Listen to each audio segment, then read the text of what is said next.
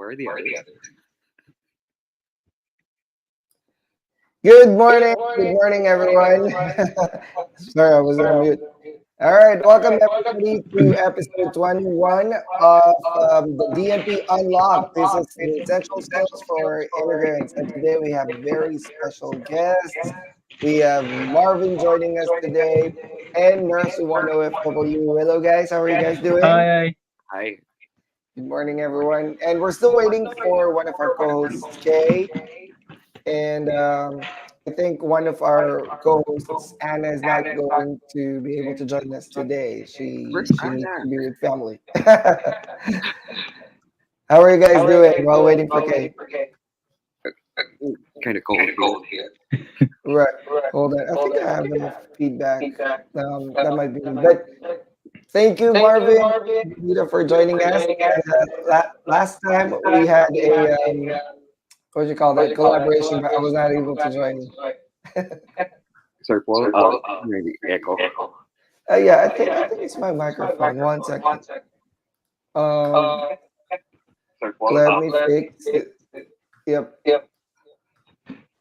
Uh, it might be. May nanay duty daw si Miss Ana. I know. Uh, Isama mo anak mo, Miss Ana. Tara. Oh, the more the merrier.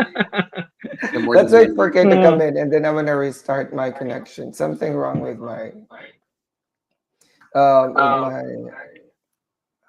not sure if it's. merrier audio. I think it's me. I'm the problem. It's me. Oh, 50. One second.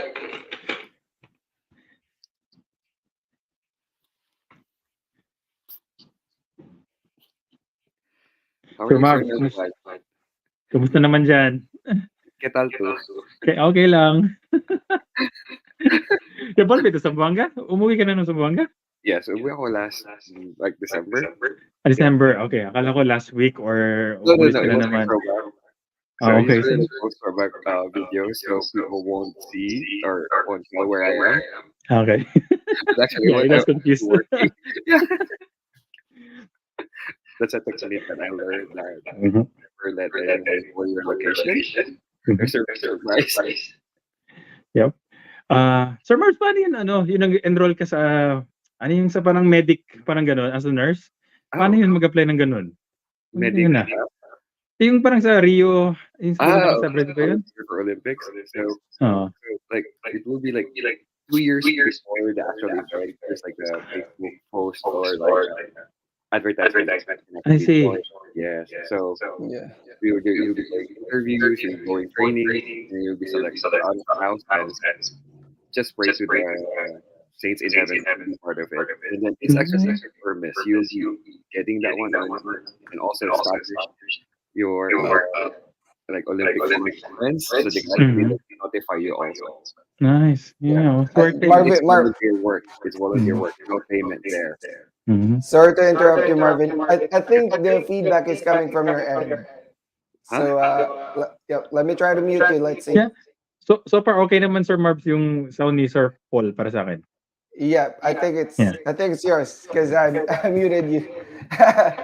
But try to refresh or maybe lower the volume from your main speaker. Yep. Or hold on. Let me see. I think it might be nurse one too. Let me unmute you, Marvin. Give us 2 minutes, guys, to audio check. Okay. Hi, Marvin. Let's try. You hear me?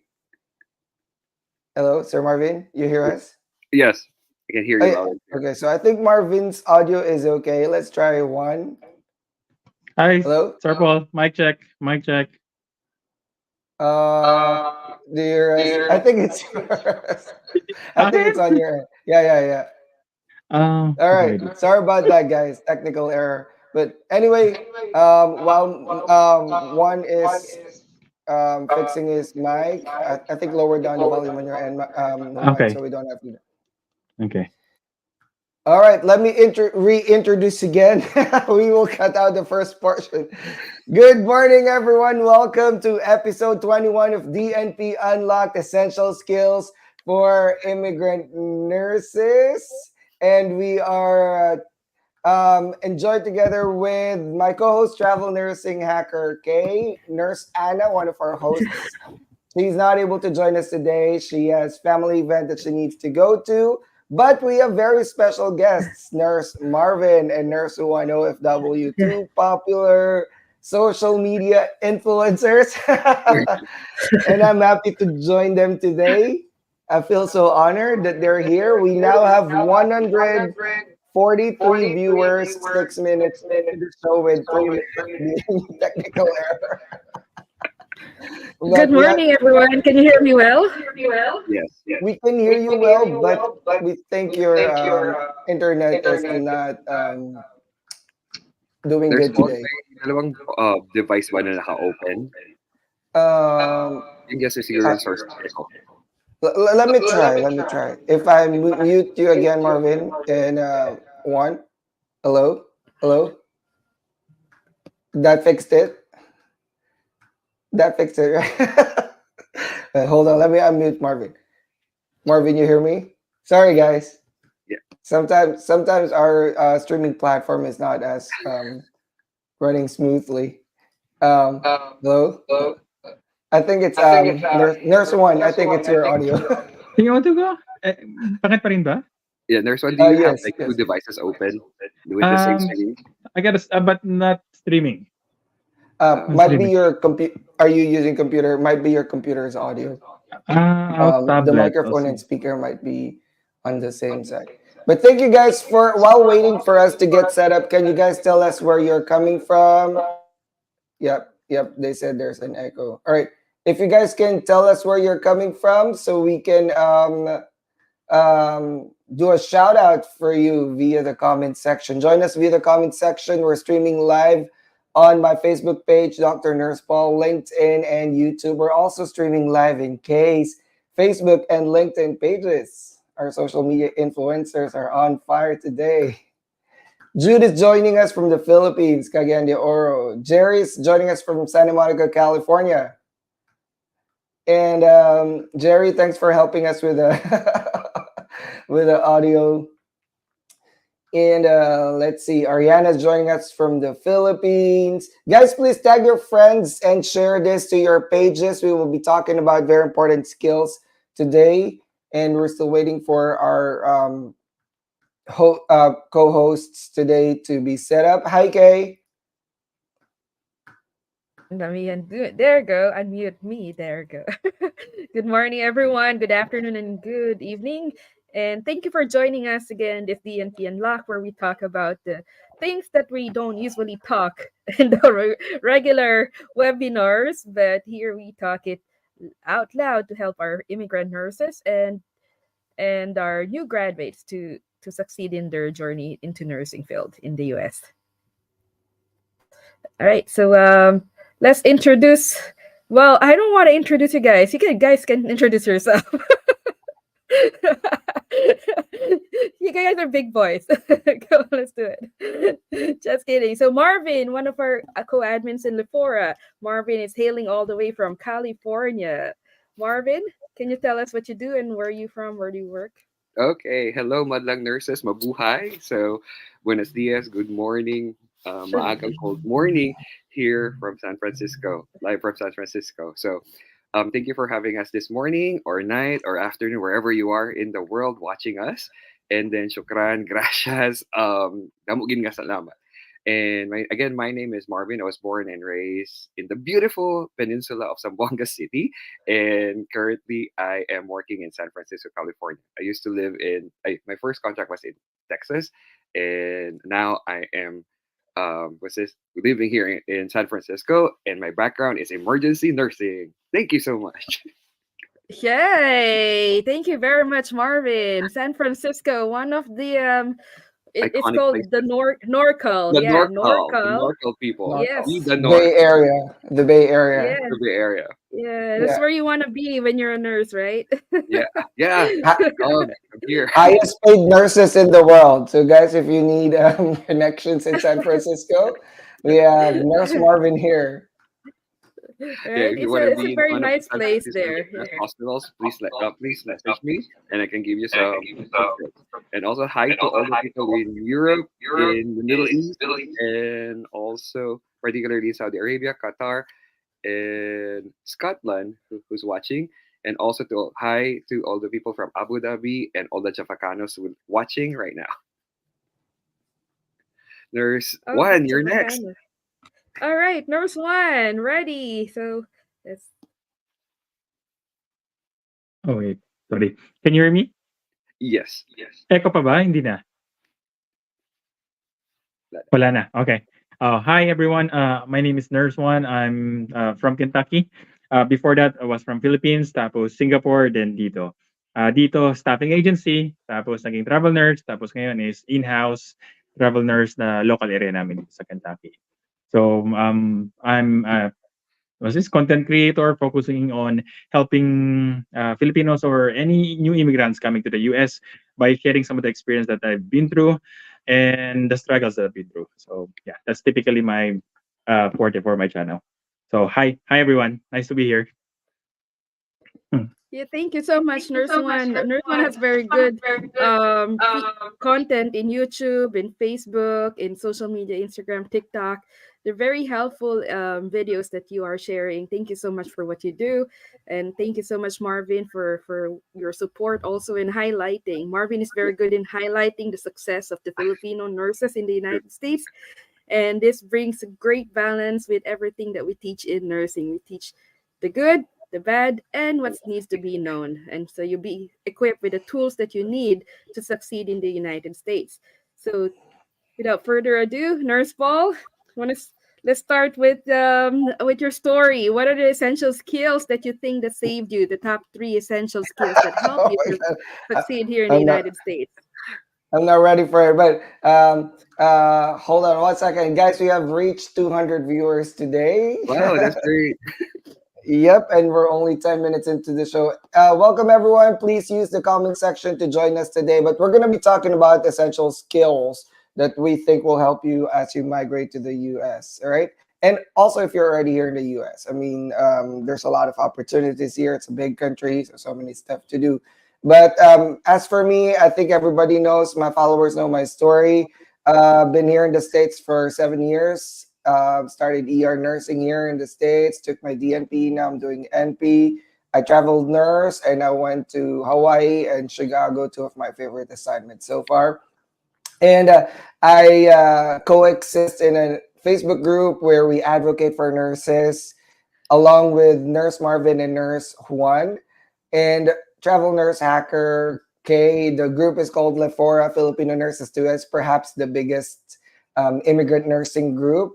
Before it used to be for Filipinos, but now it's very diverse. A lot of people from African region, South Asian region, and even South American region are joining the group. We now have 220,000 members. So that's how me, Kay, um, Juan, and Marvin got along, and we all advocate for the same things.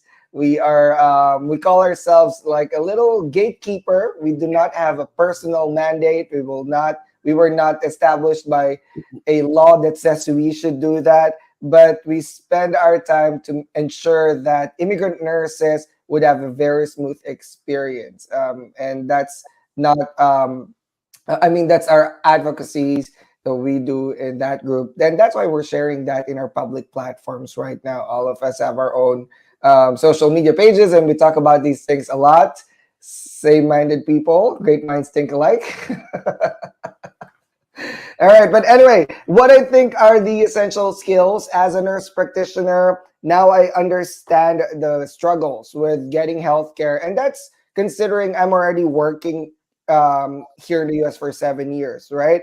And I know at the beginning I had in the first 3 months I had the bad acid reflux and bad allergic right now it is, but I couldn't get medications in the Philippines. You know, we have friends. They just tell us what to buy from the pharmacy. You don't need scripts. I just go to the pharmacy, buy this and that. I know that's a bad practice, but here in the States, you really can't buy a lot of stuff unless you have prescriptions, particularly antibiotics. So I had an upper respiratory infection for 3 months. So I thought that was a struggle.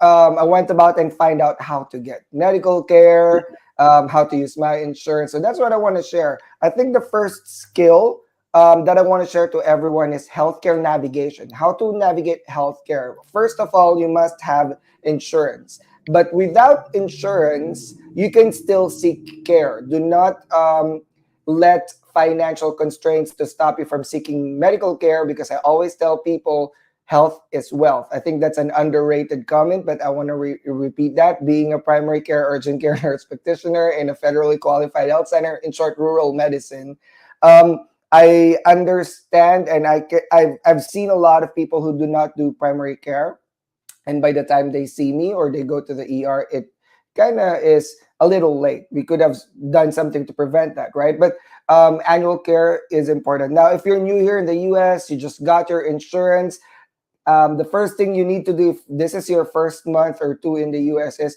ask your benefits manager or your HR, when does the insurance kick in? All right. Because I know with me, it was 90 days after for the insurance to kick. It was 90 days or 30 days, something like that. I think it was 90 days.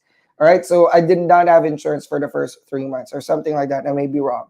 But some employers would have insurance kick in day one upon employment. That is upon employment. When you get here to the US, you may not have a job for a month or two while waiting for that employment. So find out your insurance, how much is your coverage, go to your insurance portal. Everything here is electronic. Find out in-network facilities and providers. All right. If it's something minor where you just want to establish care, get some lab works done for your annuals, get some refills for your usual medications that you were taking prior to coming to the US, you want to go to primary care. If it's something acute, like say, for example, sore throat or UTI or minor lacerations or possible fracture, and primary cares are backed up, because we're always backed up in primary care, right? There's not a lot of primary care providers here in the US. You can go to urgent care, and most primary care clinics, like the one I work at, we have same day providers. I'm one of the same day providers. In short, I do the acute care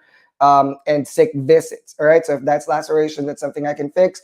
Find those clinics that offer same day care or urgent care. Now, if it's something major, if it's something like an emergency, me and Marvin are emergency nurses. If you are wheezing and you can stop it with your bronchodilators or inhalers, or you don't have inhalers, if you are having chest pains, lightheadedness, dizziness, if you feel like you have clots on your legs, you don't want to go to the primary care because you don't want to delay care. You go to the ER. Now, a lot of people are like, oh, I have a high copay, I don't want to go to the ER. Guys, worry about the finances later. All right. There's ways to get those costs down. There's ways for you to negotiate with the hospital about the costs, but we're about finances later. If you think about finances first before you go to seek your healthcare providers, then it might be too late before they could do something. Okay, so healthcare navigation, very important. That once you get into a new city, and this is not only for new immigrants. I used to travel nurse, right?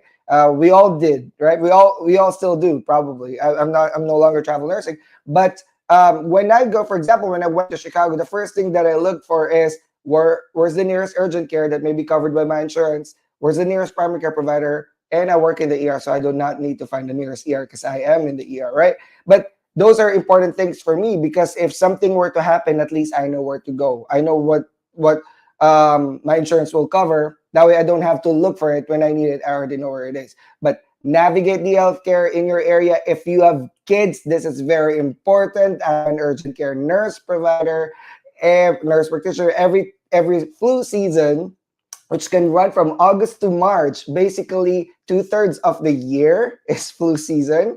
Guys, we have a lot of kids with flu, RSV, COVID, and strep. That's not including the other causes of common colds, rhinovirus, metapneumo, and so many other causes. Now there's measles outbreak in the southern part of the US. Guys, if you have kids, this should be on the top of your list. All right, there will be many skills that we will be discussing today. Healthcare should be at the top of your list, because kids get sick quicker than adults. And we already know that. We're all nurses here. Everybody's watching here are nurses. So put this at the top of your list. Very important skill is to be able to navigate healthcare. Find your primary care providers, find your urgent care areas. If you're seeking specialist care, some insurance like PPOs don't need referrals from primary care. And most of your hospital insurance that you get from your employer are PPOs. All right. PPOs means preferred provider organizations. You don't need referral to see OB-GYN or gynecologist, oncologist, or whatever specialist, pediatric endocrinologist if your kid has diabetes. But that is very important skill. The other skill that I want to discuss today is I have to look at my at my notes.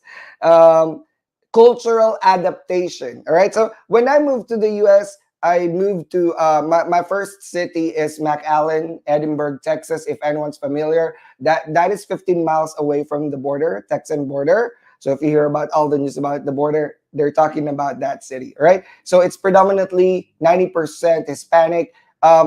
What I did is before I went there, I shared this in the previous shows, is I researched the community, what am I expecting? So cultural adaptation is important. If you're in big cities, if you start in big cities, it can be a little overwhelming because it's a melting pot, right? Whenever you go work New York City or Los Angeles or San Francisco or even Houston, it's very diverse, right? So there will be different cultures. If you are used to working, say, for example, to only Filipinos, or you worked in the Middle East um, Persian community, then it might be hard for you to work with multiple nationalities. When I moved to Houston 3 years after I finished my contract, I started working with South Asians, with Eastern Asians, with Middle Eastern, with South Americans, and so many other different nationalities. And we're not only talking about culture here, we're also talking about, last time we talked about accent, right? Everybody have different accents. So it kind of gets overwhelming.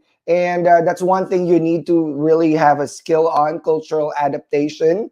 I know some of us are introverted and we don't want to talk because we feel like they'll not understand us. But hey, you passed your English exam. You do not come to the US getting your immigrant or temporary visa without passing an English exam. So if you pass the English exam, you have the ability to communicate. So don't be shy, don't be embarrassed. Integrate yourself to the community. Remember, you're the one that's new in the community. So cultural adaptation is key. Learn what are the predominant cultures, what are the accents that you might need to learn, right? What are the popular food places to go to, right? What do you need to learn from this community, all right? What are the taboos in this community? You might be doing something that's a little awkward for them and they feel like you're acting weird. But cultural adaptation is one of the skills that I want to share. And the last one that I want to share, I don't want to take too much time so the other speakers can share their tips as well, is local laws and regulation. This is very important. The US is so big. Now, I've only worked in the Philippines. I've never worked anywhere else other than Philippines, and then I moved to the US. So I do not have experience with, I know I have friends that worked from the Philippines to the Middle East to London, for example, and then moved to the US, right? That's a lot of local laws that you need to know. But with me, I have to learn a lot of stuff. You're not, the US, right, is not like the Philippines where I came from, where we came from, where we only have one law in the whole country, right? Because we're that type of government. I forgot what it is. Republic type of government. Here it's federal. So federal means if I cross the border from Texas to New Mexico, they might have a different rule, right? And the other city might also have different rules, speed limits or whatever. So guys, local laws are important. Know what's illegal in your city or not. Like for example, a lot of people have problems with this, right? Marijuana, all right? So marijuana is legal in certain states, for example, Colorado, California. But if you bring that thing to Texas, it is not legal here. You can be going to the jail, all right? But again, that's just one example. So there are very extreme examples as well. Driving, all right? Can we turn this way? Can we move this way? Is it legal to do that? So when you work in one community and you're going to be there for 1 to 3 years to finish your contract, learn your local laws. If you're traveling there or if you're new in that community, you just moved there from somewhere, learn your local laws and regulations, because that will help you prevent getting into jail or getting tickets, all right? And it can be crazy because each city, each state would have different laws. So those are the top 3 skills for me: healthcare navigation skills, cultural adaptation, and local law and regulation, skills of knowing this, right?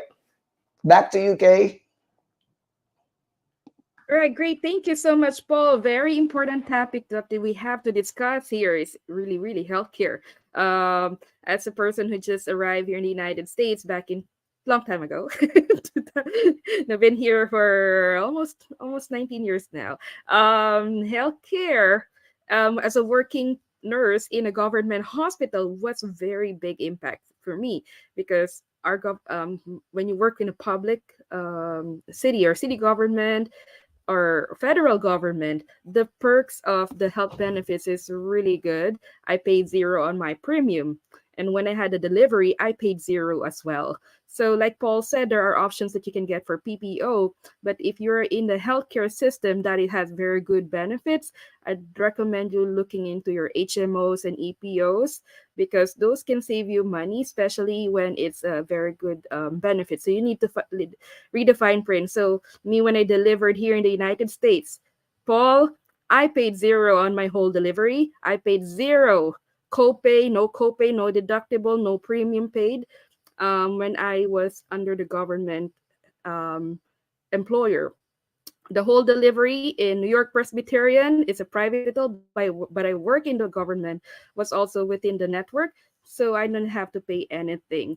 But there was one thing that was charged to me when my son was in the NICU. They said, oh, the doctor that did the procedure for your son in NICU is not covered. Although the hospital is covered, the procedure that was done with my son in the NICU is not covered because that doctor is not in the network. This is always the problem, right? So please, Right. So, before you always. do anything, please, even though your hospital is within the network, it is not necessarily or exactly the same that the anesthesiologist or the surgeon will be in network if emergency comes. Right. So please That's always make true. sure that you call and please. It's so funny, right? Oh, I think Yeah. everything's covered, but then you get a bill and it says there Right. $900 bill for Kelly Hughes. I'm like, I work in the Right. operating, I can donate more than one Kelly for sure. And Right. Right. but so if anything that you get those bills, you don't need to be screaming and yelling at the top of your lungs. What you can do is what I did was I disputed that bill. I said I never met this doctor. I don't know him. I don't know why is he billing me that. And also the second thing, the procedure that they told me, they did not mention that it was not covered because it was an elective. Again, cultural difference, like Paul said. I'm gonna talk. We're all nurses here. Circumcision is elective in the United States. In the Philippines, we always do it, right? Cultural differences. So we thought that these are normal to kids, but this is not considered as needed. So it's elective surgery. It's not usually done here in the United States. So that's one thing that in the Philippines it's different. Um, so anyway, going back to the topic, I disputed it. It was not disclosed to me. So called the insurance. I don't know this doctor. So they said they removed the bill. Yeah, I think what I did, because in the first year that I had tonsillectomy. So I have ENT in the Philippines. They wanted to do tonsillectomy to me at 2015, but that was already current. So I was like, no, I'm not gonna do that here because I don't want to have surgical complications. I waited till I get to the US. I had PPO. So what I did, because insurance can be like that. Like, okay, they cover the hospital but not the doctor, right? So what I did was in the app, I looked for doctors that are covered, ENT, and who practice in the hospital, which is where I work, that's also covered. So that's not only finding the provider and finding the facility, you have to find both. You have to find common ground. So one time I had to see cardiologist because I have a normal EKG. My PCP referred me to a cardiologist. I was like, hold on, let me check the if they're in network, right? So he was in network, but his hospital is not. So everything that we do should be in office only, so he can bill me, and he knows that. And good thing I didn't need to do cath lab because I have ST elevation, and he said it's normal ST elevation. I have ST elevation all the time. But if I were to go to the cath lab, he would have to refer me back to the hospital that's covered because he won't be able to do it with me. Otherwise, I'll pay thousands of bills. So again, get that app. look for providers, look for facility. If this is procedural, like what I did tonsillectomy, or Kay had delivery, or baby went to the NICU, make sure that the provider, facility are part of the network. Otherwise, you might get a huge bill. So that's a skill. Okay, that's a very important skill. That's why I said, do not wait till you need it. That's healthcare. It should be at the top of your list. Do it as early as you can. All right. And we're nurses. You probably know what type of specialty you would need to see anyway. You want to see dermatology in the next 6 months? Start searching now. All right. Something like that. So that's a skill. Thank you so much, Paul. That's a very good topic to discuss as a forefront. Right? Now we go to Marvin. Marvin, what are the top three essential skills that you think that nurses, new grads, travel nurses, international Hi everyone. So I came to the United States like about a decade ago. So again, my first assignment was in Tyler, Texas. So again, as a single person, these are my top three. So I have to categorize them into big chunks. So the first one is survival skills, and the other one is the finer skills. So for the past 10 years, I was able to survive the U.S. challenges because like every state has its own unique challenges. So and also as a single person, you have your own unique challenges as well. So the first thing is actually the survival skill that includes driving, navigating the area, and cooking. So I became more proficient, especially in cooking, because like thanks to YouTube, I was able to cook all my favorite meals and also like all my cravings, and also like navigating the area where I can find the Asian store. Now, before migrating to the US, so my advice is know the state laws regarding driving. So know the driver's license requirements that includes your visa, like a month a utility bill, and then practical and knowledge tests regarding driving. So during our time, we watch YouTube videos and we share information. We share what's this what came out during the exam, because when I migrated to the US, I was with a group so of women who actually also brought their families. So we shared the answers, and then at the same time, so all of us passed. And also during those times, I became their tutor, especially in driving. So I the number one rule according to them is never let your husband be the driver, because wala daw pasensya ang mga husbands, as what they were saying. So I was teaching them the how to navigate, to drive, and then how to use your horn, not to be rude. And then in exchange, they actually cook meals for me, since alam nila, they know that I was single, and then I don't have time to cook. I love to sleep and travel, so they actually give me more food. So that's the exchange. And then aside from that, no, I mean, select your car, know the car dealership, selecting the right car insurance, gap insurance, everything for you.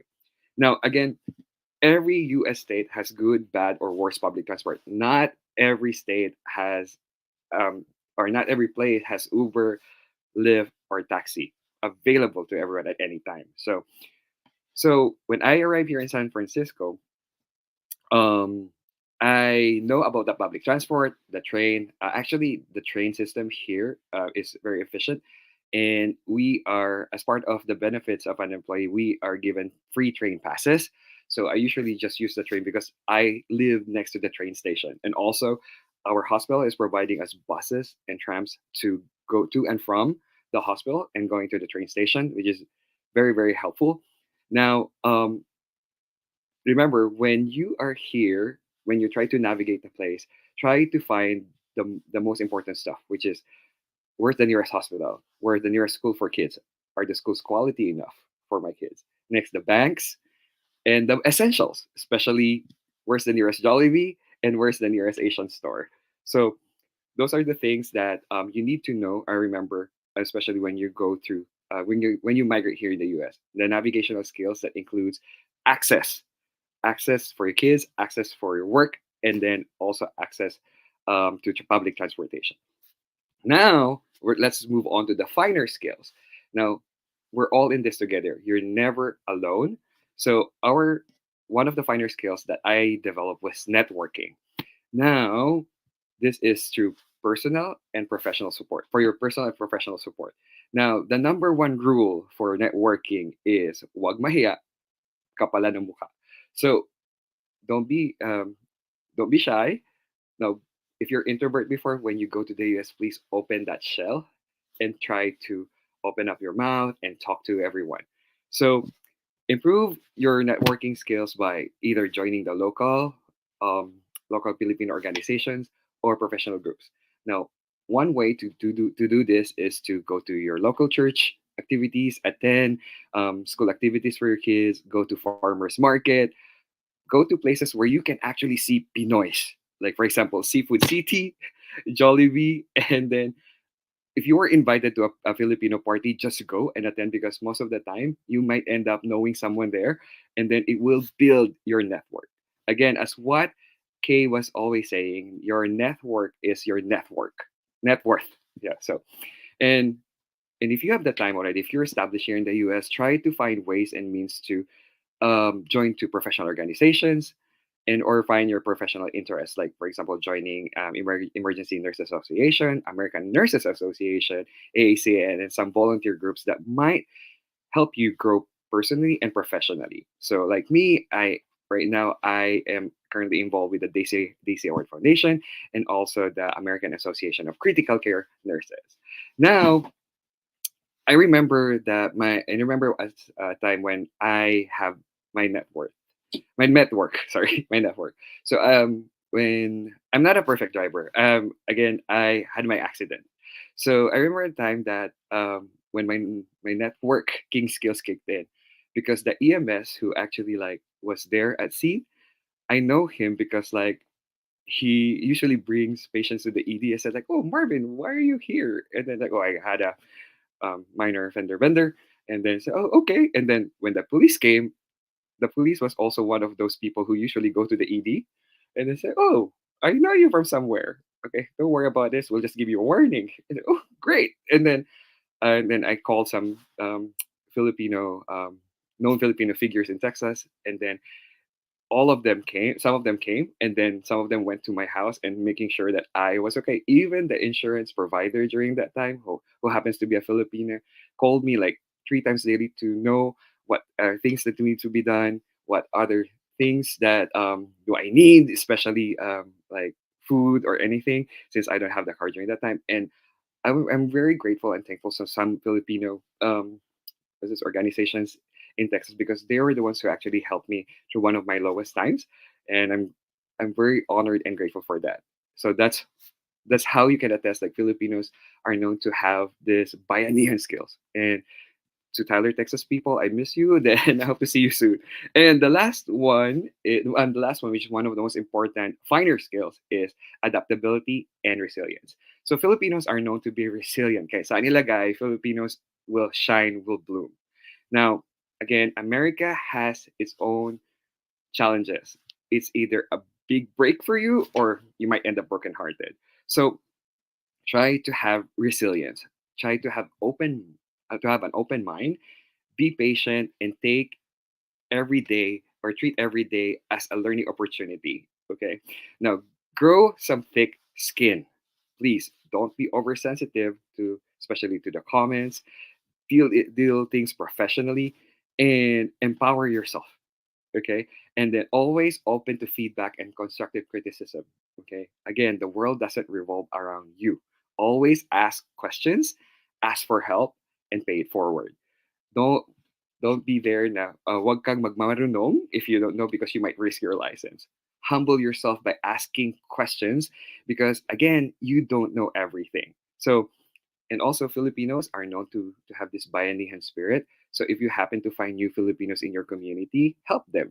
Okay, help them. And then after that, don't expect help from them in return. No one knows they will also do the same thing. So pay it forward.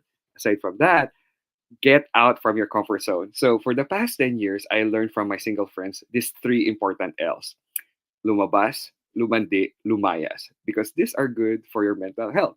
So when you go out from your comfort zone, I mean, don't just stay in your room and expecting great things to come. No, sometimes you need to get out from your comfort zone, get out from your house, travel, try to find beautiful spots in your area. Like, who knows, you might find your forever there. And then also, lumayas, because I am a frequent traveler, so I navigate to a lot of states already. So it's also one way for me to discover the beauty of America. And once you have your blue passport that you wanted to achieve for the longest time, try to find places because to places that you interest or find places that you will be inspired. Now, sometimes I work not to save, to be honest, just to save more for my next travel. And then always remember, as part of adaptivity and resilience, there's always life after work. Find your interests, whether photography, traveling, and then fishing or anything that's good for your mental health. It's very important. Sometimes you just ignore your mental health, but mental health is as important as your physical health. And if you will feel sad, lonely, find the right person or find the right people and communicate with them. So those are the three things that I had right now to be successful in whether as a travel nurse, as a professional nurse here in the United States. This is for single people and also applicable for couples. Now, again, your survival skills, your navigational skills, and most important, the adaptivity, and resilience. That's all for me, guys. All right, thank you so much, Marvin. Very important topic of really adaptability, especially when you're coming into a new place. You need to be able to give yourself to adjust to this new setting. You don't want to go there telling, oh, this is what I've done before and this is what I'm going to do right now. So, no, don't do that. So, being able to adapt and respect the place that you are coming into. Remember, this is not your house. You're a new person coming in there. You have to respect that there are house rules that are being done. If you have concerns that you think that the house rules might not be safe, you can also discuss that to your management. But don't just come in there and jump in on your first day and the third day you're going to tell them what they're doing is wrong. That's not how you do things. When you are a new person, being able to adapt is very important, and being respectful while adapting is equally important. You have to remember, it's not like I always tell people, when you're in Rome, do what Romans do, right? But also might be things that you might see that this is not the right thing to do. Of course, but give it time. Just don't jump in there. I always tell people, be having that learning attitude when you come in here will help you survive this new journey.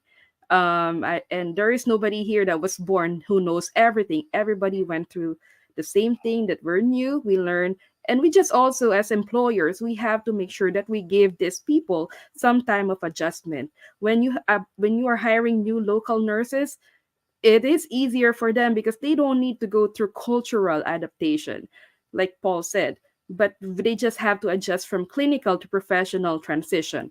But when you're hiring foreign graduates, it's very important for employers to understand that the expectation that you set for local grads will be different, and they will need extra time frame to adjust, because there are also cultural difference on top of what Marvin said, clinical differences, and professional differences, because he came from different parts of the world. So it's different how they do it there, and the culture that he needs to adjust to will take time also. So that's our call for our employers who's watching right now Yeah. in LinkedIn.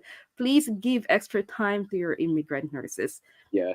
So, All Miss right. K, just additional also, when we moved to Texas, by the way, I was very fortunate and grateful to the facility because they did this like cultural adaptation, um, s- uh, this class, which is every Tuesday. So it was an 11-week course. So every Tuesday we learn about the things about America. So the first one was healthcare. The next one is taxation. The third one is like meeting new people. So they actually invited some the Filipino presidents of the association to come and explain everything. And then the last day, which is our graduation, so we brought like something, anything about the Filipino, because like that place, I mean, they although they had strong Filipino community, but it was their first time to hire a bunch of Filipino nurses. So all from the CNO, CEO were actually there and tried lumpia. They tried pancit, the different types of adobo, the difference between menudo, mechado, or whatever, all those like tomato based, tomato based Yeah. viands or ulam. So it was really a fruitful gathering also, and what do you call it? It's a fun learning experience for us because like we don't know the culture, and there was a time also. It was also a safe place for us to tell. about our culture. Like that's what I was pointing out, that don't be oversensitive, because there was one nurse who happened to, I mean, she was under preceptor, and her preceptor told her like, hey, can you get your brain? So, and then she was offended. I said like, why were you offended? I mean, she was referring to the brain coming from Epic, which is like a piece of paper where you, and then and then she went to the bathroom and cried. I said like, I passed the NCLEX. I passed this. I have brains. I said like, no, ate. They were just referring you to the paper. I don't. Next time, just try to have an open mind. Clarify the comment. Say, hey, what are you trying to refer? So that wag tayo mag-overreact and wag tayo oversensitive about it. Because Americans, hindi sila nagtatanim ng galit. They're not farmers like some of us. So please, yeah. So there was a very fruitful class, and I was thinking that I mean, other hospitals can actually learn from that, and we submitted that to Magnet as part of our exemplar story, and we were given extra. I mean, I'm not sure what the extra points, but it was highlighted in the Magnet quality exemplars that those that particular what do you call it, the class was fruitful for us Filipinos, especially new immigrants to the US.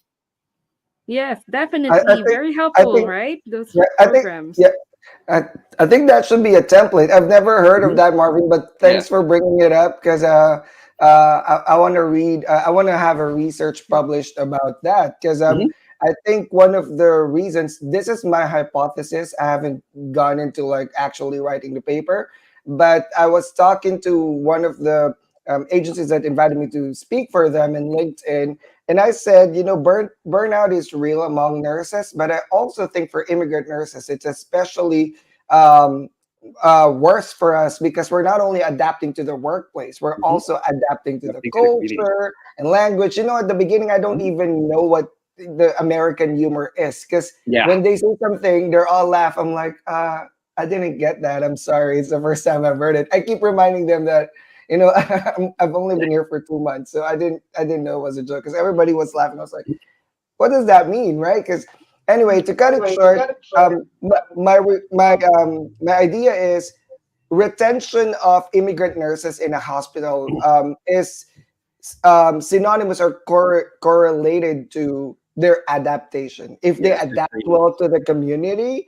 they might stay longer and not break their contracts, or True. they might not, move at all. They might climb up the ladder and become your CNO in the future. They can be an asset, but in order to do that, you have to give time for the nurses to Yes. do cultural adaptation. We've heard nurses in our group that only have what, 2 weeks, 1 month of orientation. I did 3 months, and I was thankful for my director because at the end of 3 months, she said, "Do you think you need more time?" I think that was very thoughtful because it's not the skills. The skills you can, go up and running right away, especially if you're experienced outside US. But it is, everything, social skills and networking Mhm. skills and cultural adaptation and community integration. There's so many things. And that's only me being single. I cannot imagine with Kay and Anna and Javito because you Yeah. have families with you, right? So I think I want to learn more about that, Marvin. Let's Yeah. talk outside the camera Sure. later. And But just yeah, that's a good yeah. project. Yeah, Yeah. So I just to think give you that should another. be a template. That should be a Yeah. Yeah. template for employers. True. Just to give you another highlight. So after the 11 weeks, and then some of the Philippine nurses became charge nurses. We got certifications, and then we are the last batch of the first. I mean, I don't know, first batch or last batch that the hospital bought our contract out the from the agency.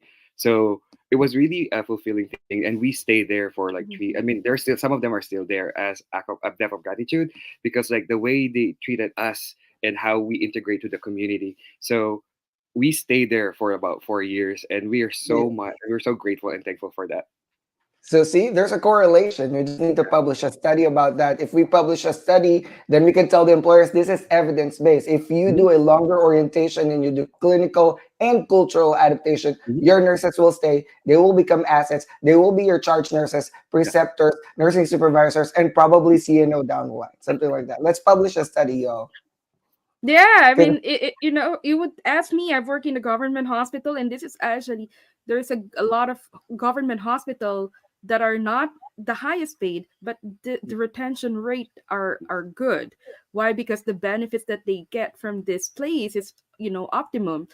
On top of it, the support system of the people there are great as well. So what I'm saying here is people doesn't only value the highest pay, but they look at the values why they stay there. And those are the things that employers should really pay attention. What are the employees negotiables and non-negotiable? If these nurses are staying because of the benefits and the camaraderie in within the workplace, they will stay. And as a traveling nurse for 16 years, I always say if I'm going back as a full-time nurse, this is one place that I will come back. Why? Because it's not because of the highest pay, but the benefits they give plus the people who work there. Because there are, nurses are not the greediest people on earth. If we're Mm. greedy, we're not in nursing. This is the True. wrong That is field the for truth. if We you're start. here. Yeah, if you're for the money, nursing is not that go to finance industry, right? Right. Right. I Be think. a I think tax, right? that is true. Okay. I think I'm sorry to interrupt you, but I think one of the reasons why a lot of nurses are burnt out is because we're treated as another employee, as another number, right?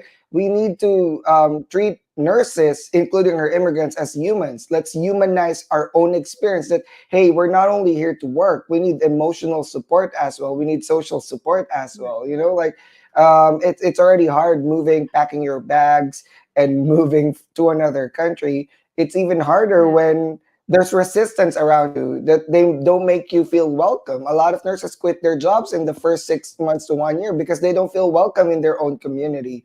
There was no support for immigrant nurses, or they will probably made them feel like they were stealing someone's job. We are not, because if there was really someone who wanted this job, this would have been filled a long time ago.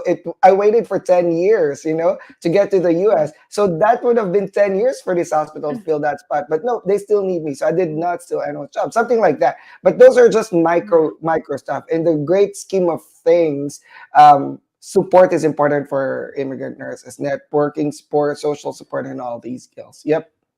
Yep, and I always tell people if you're running a business and you attract a talent because of money, expect them to leave because of money also. If they see money somewhere else, expect them to be gone as right away. But if you're attracting talents because of the culture that you preserve in that environment, then you're attracting the same people. People attract the same of this kind. That's what I always say. Now, going to Jovi, Nurse One. Thank you so much for sharing that, Marvin. Nurse One will be sharing his top three essential skills. Okay. And Um, go mm, ahead. okay. So for me, I'm just gonna generalize things. The main thing for me is to learn the skills and informations before coming to the US. For me, that's really important. Um, Skills like driving. So learn those skills, like get the muscle memory, practice those things back home in the Philippines before coming here to the United States. Because like I said, driving is a skill. Then like using navigation app together with driving is also a skill. Since you're driving or living in a new country which is not really familiar with you. Informations like what to do when you arrive here. So like on my time, 2019, I had difficulty finding proper informations on YouTube. Unlike now, there's a lot of YouTubers, a lot of Facebook, a lot of nurse TikTokers, those kind of things. So it's quite easy to get information now. But then before for us, it was super hard. I'm really thankful with Lefora. I got contact with Sir Val and Sir RG because of Lefora, and that led me to a specific staff in that particular hospital, which really helped a lot. One thing that really broke my discarte or my plans was initially what I learned from Google. There's a public transportation as a taxi in my special city, rural city here in Kentucky. Unfortunately, it was a medical taxi, not a regular taxi. So I could not avail their services. So basically, I don't have any public transportation when we were there. So my plans kind of changed. So thankfully, I had a colleague who got her car through International Auto Source, and we just tag along with her. So it was really nice. Um, Transportation or navigations here in the United States, I would suggest like try to do road trips. Road trip is kind of like a life here in the United States. So just do like a 1 hour or 2 hours away. just to like test the waters before going to like 8 to 9 hours road trip. So like for us, our first road trip here was like 2 hours. We were going to a city in Lexington. We were just trying to buy Asian grocery, so Asian market that was in UU in Lexington. So it was like 2 hours and 30 minutes just to buy toyo. So that was our main goal, to go to an Asian store. Um, so what else? So yeah, just learn all those things, gather information specific to your specific place, city, because like Sir Mark said or Sir Paul said, different place has different rulings, different styles, different management, all those kind of things. All right. So now let's go more to like the social skills, or the like in professional skills in your work. Sir Marv discussed some of them, so I'm just gonna add on. So one thing I learned here is endorsement for nurses here in the US is super different back compared to Philippines or in Singapore. Here it's okay to pass like whatever work they weren't able to accomplish. It's okay for them to pass it to the next shift. Yes. So that's really weird for me, because like when they were passing it to me, it's like I was like turning my head and looking like getting mad, because why are they passing me this a lot of things to do for the night shift? Why can't they complete this? Because back home it is what it is, right? So it should be like on the dot. 1 minute before your shift ends, it's still the previous shift's assignment, right? So here it's not. Uh, some of them admission 30 minutes to 45 minutes. If a patient that was admitted, then they usually hand it over to us. So it's super weird for me. So there's a lot of things to do at the start of the shift, including the admission that was supposed to be done like 45 minutes ago. So that's how it was back then for my particular hospital. Um, so the culture here is they don't eat their young. So that's one thing, especially for training periods. I got a good preceptor, not only for like a Filipino preceptor here, RJ. So he really taught me a lot of things. But my charge nurses and my colleagues, they're really like helpful to teach you. Like they won't judge you. They won't they won't criticize you. So they will try to make it to a workable level after your 3 month period. So that's what really they want, because you work as a team. And like back then, we were really like short of staff. Typically, a ratios there was like 9 to 10 patients per one nurse. So they really want to keep you there because they need you. That's basically it. Okay. One thing I can talk about. For the social skills, learn to understand some of the puns or sarcasms coming from your colleagues or co-workers.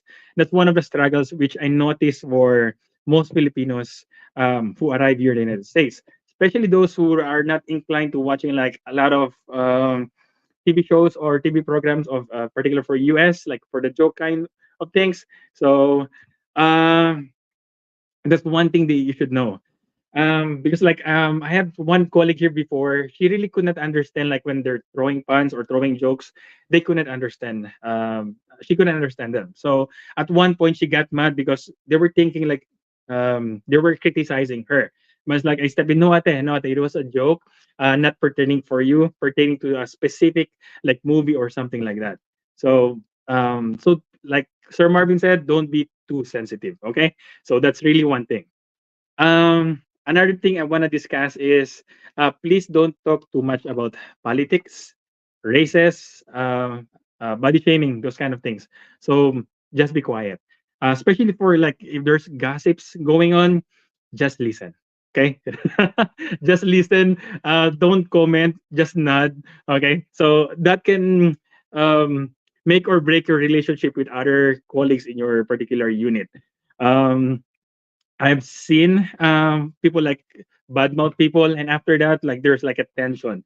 So that's one of the things you don't want to have during the start of your career. Here is to have tension with your other colleagues. Okay. Um, and one more thing, like the cultural differences. Like for me before, some of the like African Americans or like people from Nigeria, Um, one time we were talking and like I got offended because like I think she was getting mad at me, but of course I just kept it in. So it's like I'm just trying to observe. Then later on, I found out it's just a way how they talk. So they weren't really like being like rude or anything. That's just how they talk. So you have to learn to see how they're doing it their way in like in their normal way, and just not to be sensitive. So just learn and just observe first, okay? But of course, you do have to set some borderline or limits when it comes to when people like trying to push a lot of things for you, like especially for work, those kind of things. So yeah, you have to find ways. Um, bring lumpia at work and they will love you. Yes, Ma'am Jean. Lumpia, pansit, um, Bicol Express. That's what they really love. Oh yes, and Ma'am Anna said like the LGBTQ, those kind of things. Uh, please, don't be judgy. Just like be open to everything. Okay. So as like in Eastern Kentucky, there's a lot of like LGBTQ, so it's kind of hard to understand like all of them. So just don't comment in a way that can be offensive. Okay. So that's one thing. What else can I tell? So I think that's it for Mr. Paul. Um, yeah, I think Sir Marvel discussed some of the things as well. Yeah, So thank I you very much. thank you Yeah. for sharing that. Nurse one very important points. What I always say is I leave work drama at work. So I do not bring that into outside work. And I do not get involved with workplace drama if I hear something that goes to the outside because I'm there to work. If I have friends, like I said, there's boundaries. We're friends outside work, at work, we're coworkers. So professional boundaries. I guess that comes with experience. When you're younger, you feel like there's no boundaries, everybody's your friend, but that's how you get in trouble. Okay, it's different here because they can escalate you. Stab. Yep, stab you.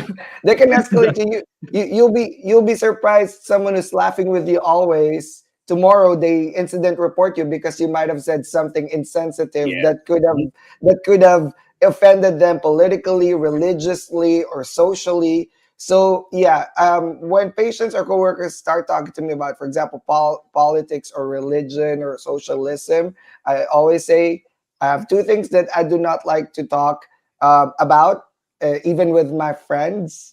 Right? It's politics and religion. I leave that aside to my personal life. That's my personal boundary. So we can talk about everything else. We can talk about funny stuff about nursing, something like that. But thank you for bringing that up, Nurse One, because it's a melting pot of Yeah. culture. Yeah. You're right.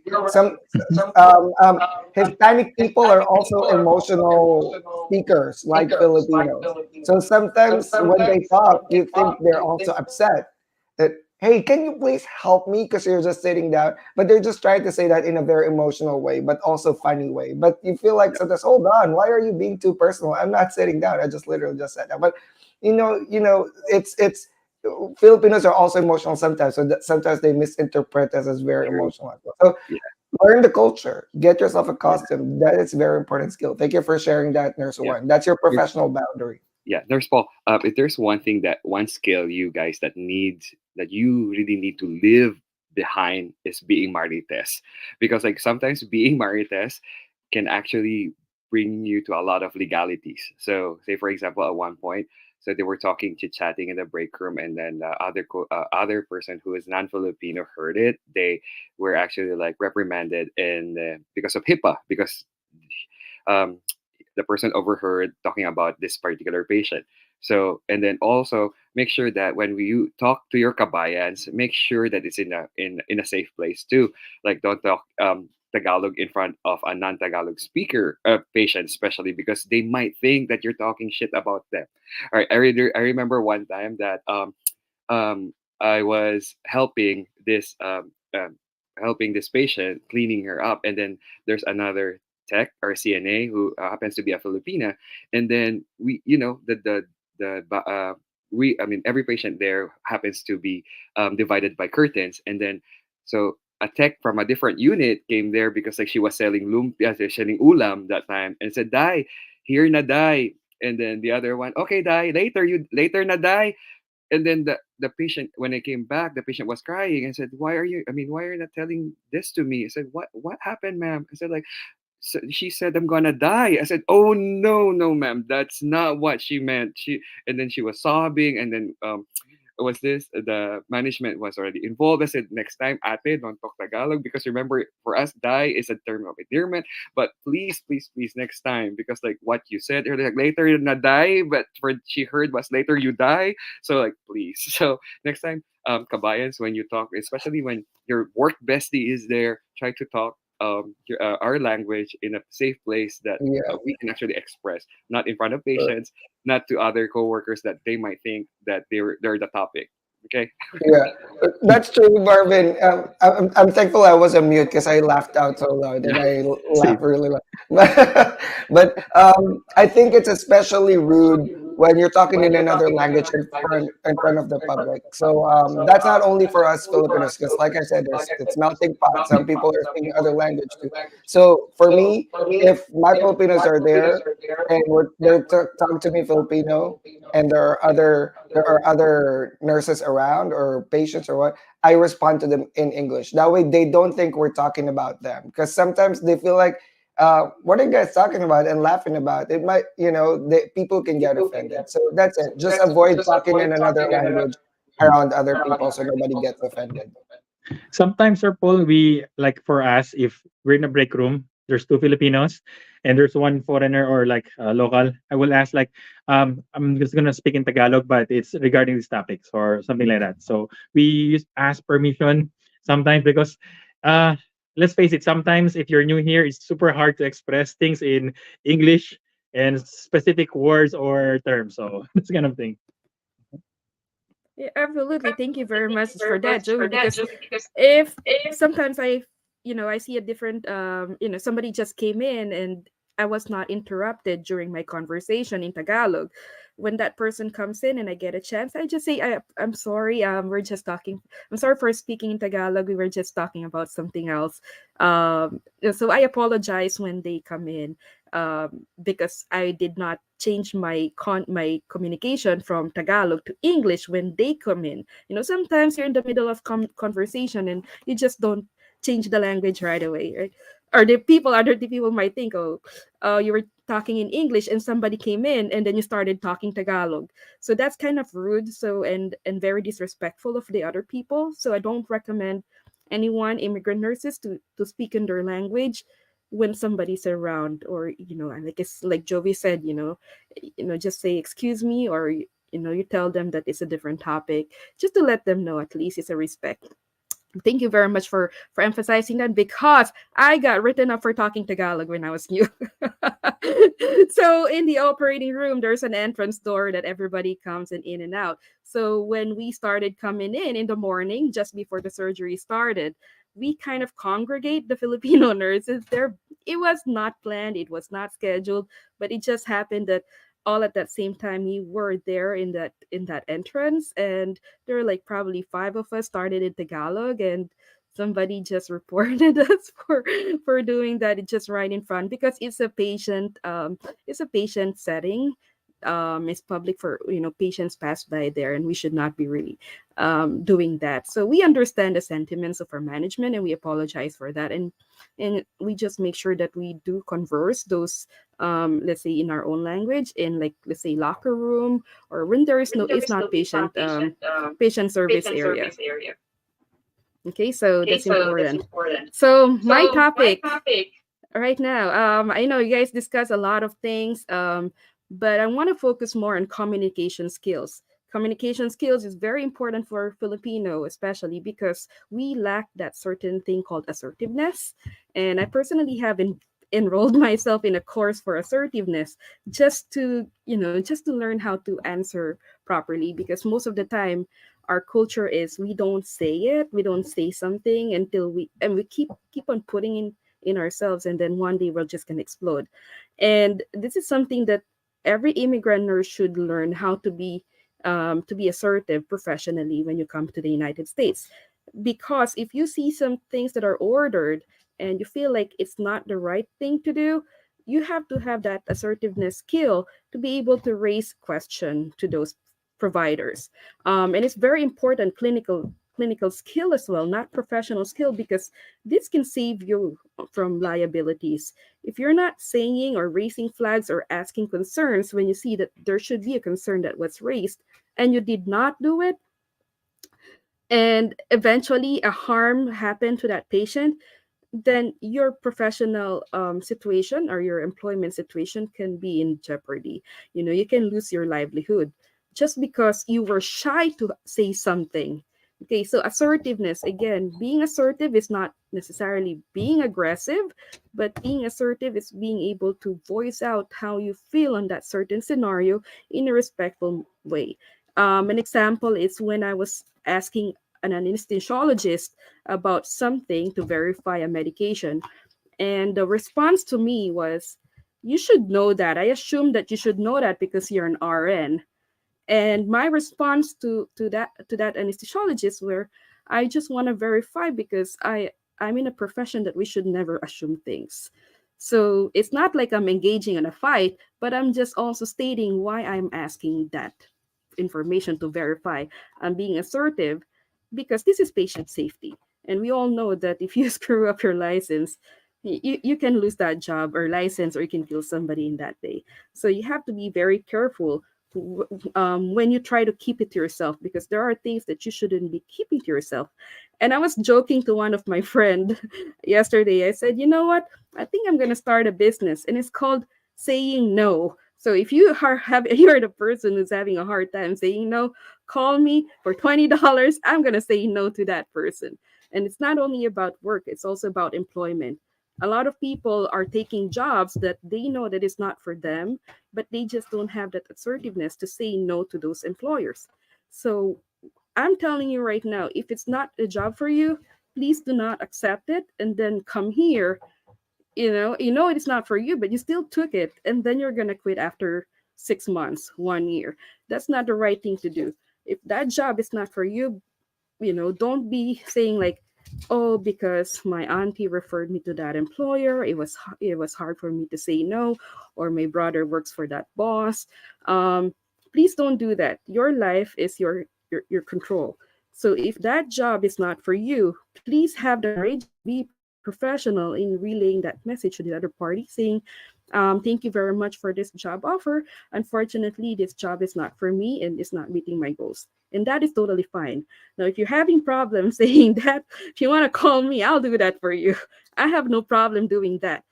Why? Because you have to remember, probably that person who's interviewing you have already said no to 20 or 30 applicants. If they can say no, why can you not say no, right? So it's important to be able to be assertive and communicate things appropriately and professionally. Um, Second thing that I want you to remember to have is the listening skills. A lot of people likes to talk a lot, and that's good. That's good. Not for them, but it's actually good for me. I always tell people that you have to learn how to listen 4 times and talk 1 time, which means the more that you listen to people is the more that you will understand the scenario. The more it's like assessment, you have to know what's going on. So in nursing, we need to listen to these people. In medicine, we need to listen to our patients. So listening skills is very important, but it also comes with due diligence. So listening skills, when I say listening, not only to clinical but also outside. When somebody's saying something to you, you have to have that skill of due diligence. That you know how to research if those information were fact or not. So a lot of information are spreading all over social media, and we take it like, we take it seriously. I always tell people, if you see information in social media, please take it with a big grain of salt and make sure that you research who you're talking to. Due diligence means that you are trying to find facts, and if this information that was shared to you was right or wrong. It's also applicable in clinical setting, because when I say, "Hey, I've been giving this medication because the pharmacy confirmed this," and then I'm telling that to you, you have to give that medication because the pharmacy confirmed that. As a nurse, I will not listen to that. What I'm going to do is I'm going to call directly the pharmacy and ask for that person what is the date and time, and who is that person I'm talking on the other line, what are the credentials of that person. So I'm going to write it down, but I should not be, as a nurse, giving something that because somebody just told me, and that's the second hand and third hand information that I got. You should always get the information firsthand as much as you can. If not, they will have to be very you have to be very careful where you get your information, not only in clinical, not only in professional, but also in financial. You have to know financial skills. You need to advocate for yourself. If somebody's telling you about this financial tool or financial thing or this investment thing, that person is, remember, is probably selling that material, and they will get commission or they get financial incentive for giving you that information. You can listen to them, like I said, listen to everyone, but you don't need to follow everyone. You have to do your due diligence, and you have to make sure that you advocate for yourself all the time, not only for financial but professional and clinical, and as well as your patients as well. Nobody will advocate you except yourself, and nobody will act on your best interest except yourself. People who will give you advices, that's great, be thankful for them. But some people who will give you advice because they have financial incentive for doing so, you gotta be careful with that. You gotta make sure that you research, and you have to have that communication skills, saying, thank you for this information. I will think about this, and I will get back to you in a week or maybe next week or at the end of the month or whenever you feel comfortable. You should never be pressured to do things against your will and against your morals. And that's where things come, advocating for yourself. Okay, time is running out, so I'm gonna cut it short. I guess, again, please keep this to yourself all the time. Nobody will advocate for you except yourself, and nobody will act on your best interest except yourself. The professionals there that you can hire and pay, they are professional tools that you can use, but the decision is all still up to you. Thank you, everyone. Where are my boys? Boys, come out. You're here. We're here. We're here. We're Thank you here. for We're There here. you sharing go. that. We're Yeah, Wow. listening. it's a very long topic, but I just want to cut it short because we're over time already. But thank you so much for being able, for giving us time to share this information with you guys. Paul, last word. All right. Well, thank you so much. We've learned a lot today. Thank you, Juan. Thank you, Marvin. Thank you, Kay. And Anna, we miss you. And we'll see you again, guys, next week.